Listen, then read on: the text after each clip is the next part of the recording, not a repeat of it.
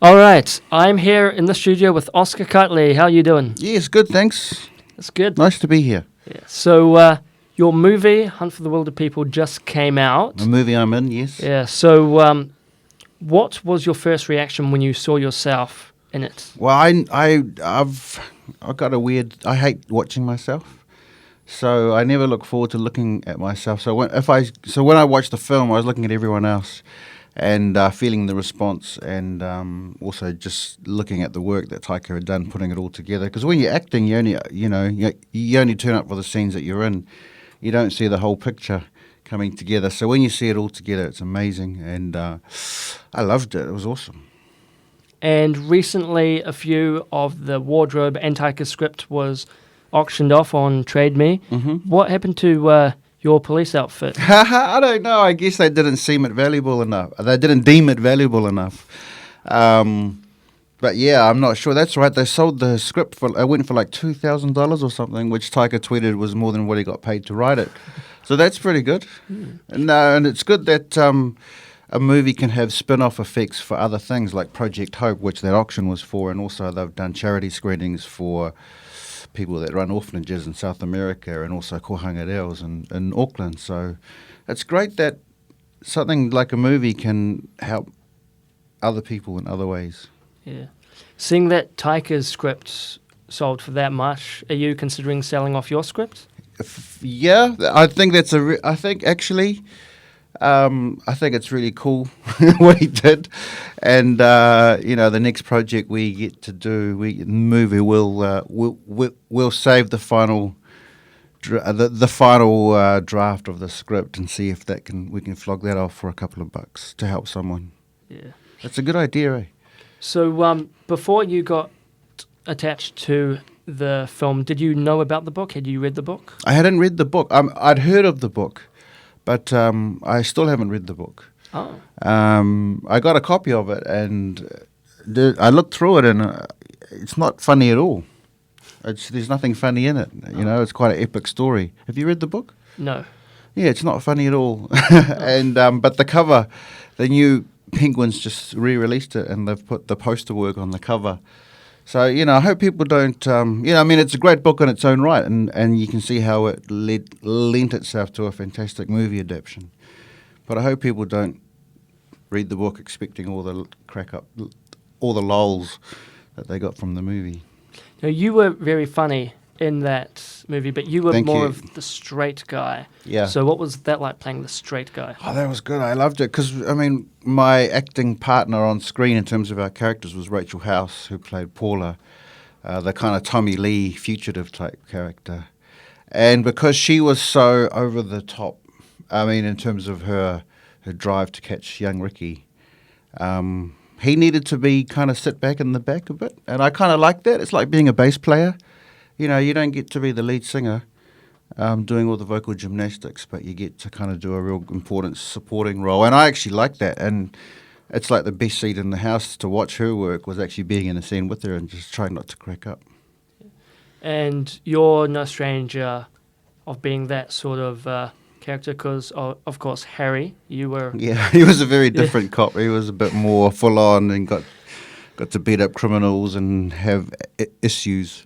So the cop I played in Wilder People, Andy's a very informal, very casual kind of guy, like the ones you see on Road Cops, the ones that, you're watching Road Cops and you're like, how do you not hit that drunk person for being such an egg?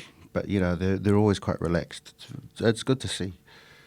So working in New Zealand, you obviously work with a lot of the same people on different projects like Taika, Sam Neill, all that sort of stuff. So do you like working with the same people, or do you also like working with new actors? I like working with new actors as well. We don't make many movies here. We don't have the industry that they even have in like Australia. We make 4 or 5 movies a year, so there's limited projects. So you take what projects you can get, especially if you think it's going to be good and it's going to get a good life. But also I'm excited every time I see new faces and new voices that we haven't seen before, and it's part of the continuing evolution in New Zealand storytelling. Yeah. Now, the last time I saw you, it was at the premiere of The Hateful Eight. Yes. Yeah. Tylor TV, that's right. Yeah. What did you think of the film?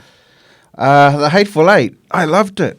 I really loved it. I mean, he's a master of his craft, isn't he? And, after making all the films that he's done, Pulp Fiction, Reservoir Dogs, he's one of those directors that earns the right to have a way long movie with lots of people in a room talking to each other. But the way he builds the tension and the way it all led up to that,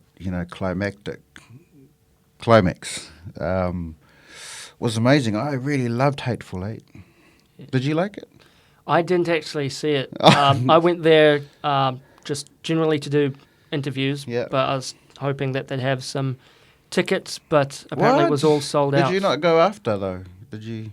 No, I couldn't. There was no tickets. No, but I left. mean after, like, when the movie was on in the season. Too busy. Yeah, too busy. Too busy editing the interviews. Word. Yeah. But when it comes out on Blu-ray, I love your Brotown thing you got here too, by the way. Yeah. This is original cell art from of course, the hit animated series that ran for 5 years in New Zealand and sold around the world. And Tyler is in possession of this one. It's quite a nice still. Yeah. From the last series, actually. So, do you have any of these? Yeah. Oh, yeah? Not all framed and nice like that. Mine are all like in a big mess, Oh. in a big manila folder. But yeah, when I get organised, I'm going to put them all in nice frames like that. Nice. So, now speaking of Brotown, Yep. so you were basically just like This is a wide-ranging interview, isn't it, Tyler? Yeah. So you were mainly an on-screen actor doing things on-screen and also in theatre. So what was it like then just having just your voice to perform with? Awesome.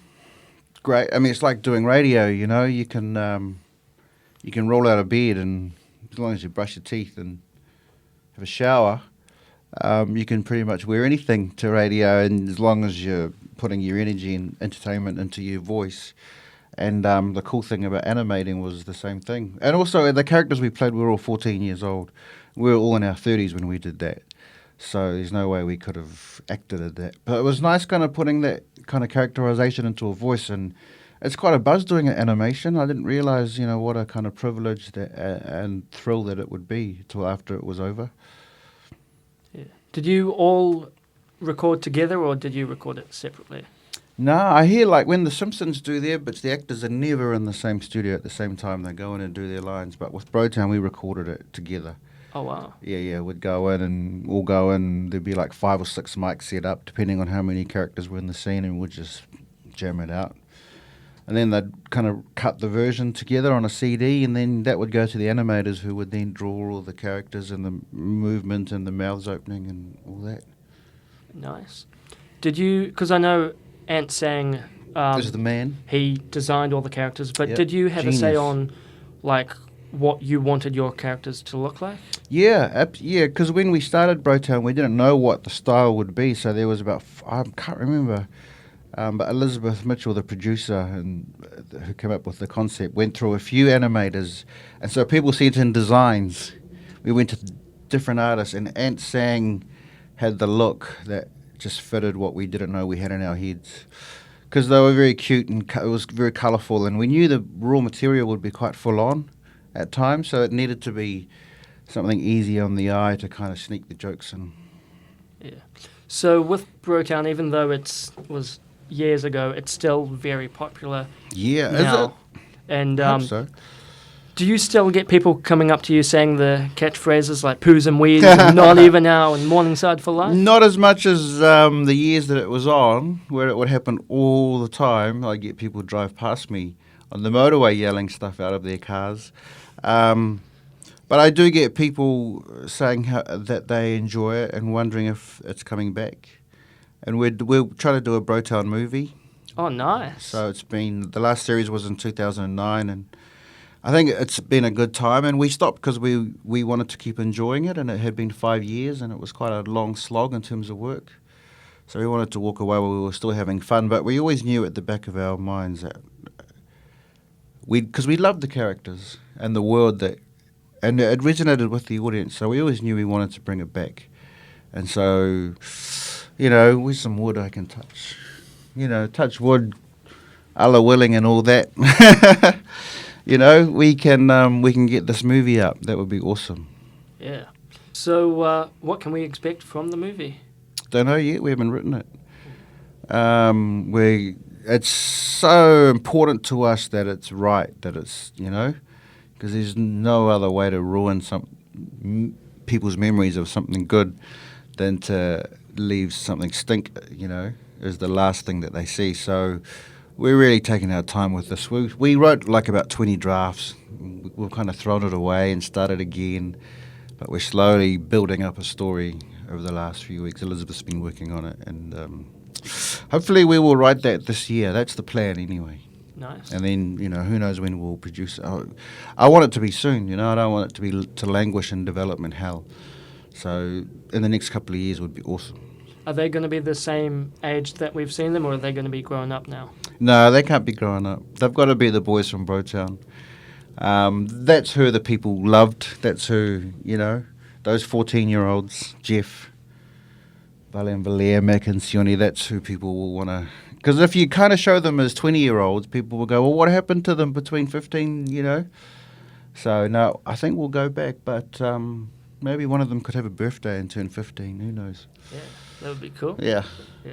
So going back to Hunt for the Wilder People, now not to give too much away because there might be someone who hasn't seen it yet. I'm sure there is. I hope it won't be for very long because everyone needs to see the movie. But near the end of the movie, you were riding in a tank. Oh, my gosh. What was that like? It was the fulfillment of a boyhood dream I didn't know I had. Because I always loved war films and stuff when I was little, and tanks and things. But it wasn't until that day when we were up on the volcanic plateau and me and Rachel were kind of like standing around and there was all these cars and bikes and police cars and helicopters. And we were like, what are we going to be in? And then this Czechoslovakian tank from the 60s, because that's how old that tank was. Driven by this guy from Matamata, I think he was, or Morrinsville, somewhere in the central North Island. So he was the driver, and man, that was just the funnest thing. Just blasting across the plateau towards the army, which I don't know. If you've seen the film, you'll know the shot I'm talking about. And you see like a whole row of tanks and things. Spoiler alert, but it doesn't really spoil it. You kind of see the inevitable conclusion coming when you're watching The Hunt. Yeah. So I saw that when I watched the movie, I saw that obviously it had a big budget. There was a lot of helicopter shots and all that sort of stuff. It wasn't that big. It wasn't that big? Uh-uh. It looked like it. Well, that's the thing about New Zealand filmmakers. We always know we're not going to get a lot. So there's a lot of work that goes into making what you do have look expensive. We're great at making movies for $250,000 and making it look like they had $2 million. And then if we have $3 million, we're great at, I think, making it look like we had $10 million. But that's just the kind of ingenuity and the creativity that's within our industry. We have to put all the bells and whistles in somehow because that's what people expect in movies. But we don't always have the resources to do that, unless you're like, Lord of the Rings type. But that's a totally different level of filmmaking. Yeah. So we all know and love Taika. We see him perform, and he even has a little role in Hunt for the Wilder People, which is funny. But what's he like as a director? Because we don't get to see him directing. There's so much pressure on the director, and you're kind of conducting everything, and it's so much pressure. And Taika's great in that he's able to carry that pressure because people have expectations of anything with his name on it. Especially after Boy and What We Do in the Shadows and Eagle versus Shark. So there's not just the expectation to execute something well and make sure it is good, but to kind of live up to what the audience is expecting, And I think you can tell from the audience reaction to this movie that they got what they expected and more, because people are really delighting in it. So he's the man. He's able to direct, improvise stuff, come up with new scenes on the fly, keep it fun, especially for the young actors, because it's important, because they're doing way long hours. and they need their energy on screen. He's able to do all that, carry the stress, and get it done. He's incredible. He's amazing to watch. So, on average, how many hours per day was the shoot? I think standard New Zealand. I'm not sure the specifics. I mean, I was just an actor on this. I wasn't across everything. But I think it was. I think they were like 10 or 12-hour days. But that's generally it we get.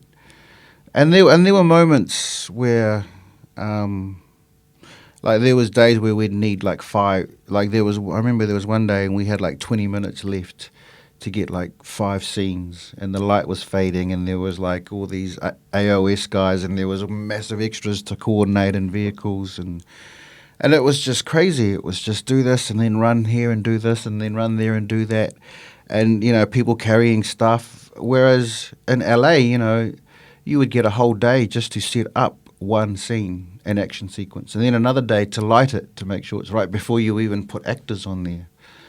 And it's going to be awesome seeing what he does with Thor 3 when he's got access to that bigger scale. And, but I imagine with that access comes even more pressure. You've got Disney budgets behind you, and, it's not like you get to spend all that money and just do whatever. You actually have to, they expect a return. So, so it looked more expensive than it was. Yeah. So you were also well known for Sione's Wedding, and there's also the second one. Is there going to be a third one to make a trilogy? I hope so, because I think trilogy is a nice natural number, eh? Yeah. It'd be a shame to leave it at 2, But we want to think up something funny and cool first. We don't just want to do it for the sake of doing 3. But if we can think up something, James and I need to connect with him and do that. He's so busy. We will try and get that out there. That'd be awesome. Yeah. But it's got to be good. It's like the Brotown movie. It can't be stink, because it'll ruin people's memories of what's gone before. So we put a lot of pressure on ourselves. Yeah. So do you still catch up with all of the Naked Samoans? Yep. Yeah. Before we were working together, we were friends and we're still mates. Oh, yeah. Everyone's just so busy. Everyone's older now and's got families and responsibilities, but we're still always planning to get together and do stuff. And like, we're planning a project, a war film actually, which is would love to roll out as well in the next couple of years. A comedy set in World War II. So that's hopefully the next kind of on-screen thing for the Nakeds, as well as a Brotown movie. Nice. And I remember you guys all did a live action theatre version of Brotown. What was that like? Oh, that was weird. That was for the International Festival. It wasn't a kind of version of Brotown. It was the live story of how it all came together. That was specially commissioned for the International Festival. That was cool. It was cool telling that story. It was a bit weird to do, but it was all good. Got it done. And I remember you all were in the Brotown uniforms. What was that like, actually getting into your character's clothes? Oh, yeah, well, because the uniform thing kind of came from when we were at school, and sometimes, like, the nicest clothes you had were your school uniform, so you'd wear it all the time. Like, you'd finish school and you'd go to town and hang out, but you'd still be wearing a uniform just because it's kind of preferable to wearing your hockey clothes that you got at home. So putting on a uniform for that show was weird. Yeah, it was weird. But it was cool. It was cool. I think the New Zealand school uniforms seem to be changing. Everyone seems to be getting quite flash now with ties and jackets and things. But the iconic grey New Zealand school uniform, I don't even know if that exists anymore. Everyone's gone flash now. Yeah. So you have many fans all around the world. So I hope so. If they want to contact you, how do they do it? If they want to get like a signed photo or anything, I'm on Facebook. Yeah, you can hit me up on Facebook. All the boys are on Facebook. Nice. All the Nakeds, so that's probably the easiest. I think most of us are on Twitter too, so you can. It's quite easy these days, to reach out to someone. You're only one, electronic communication away. Yeah.